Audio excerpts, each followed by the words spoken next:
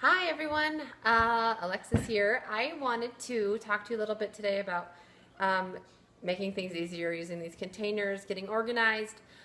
We've talked about being prepared and planning is huge with this program, and so I just wanted to show you some things that I do that really make my life easier. So I was just doing some of my food prep because I didn't get it all done this weekend and wanted to show you.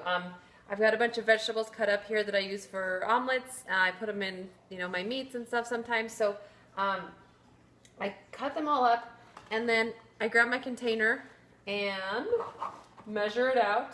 This seems like it's super obvious, but I just wanted to make sure everyone knows how simple this can be.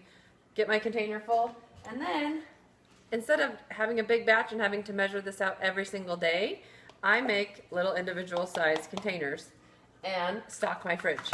So I'll have a bunch of these, probably 3 days worth in my fridge, so I can just grab them and go in the morning if I'm running out the door.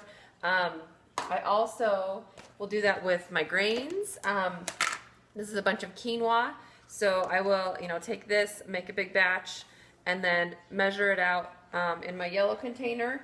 And oh, I forgot to get them out, and then I had some other containers already. Here's one. And then I'll put this in my fridge. Some of them I'll freeze, and some of them I'll leave in my fridge for a few days worth, depending on what it is I make. And I do that with everything that I prep on the weekends. So a lot of times I'll prep a bunch of protein.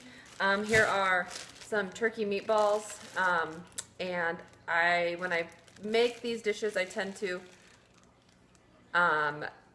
measure out all my containers as I'm making them, so I know how many reds and how many greens were in a certain recipe, and then I divide them up per serving.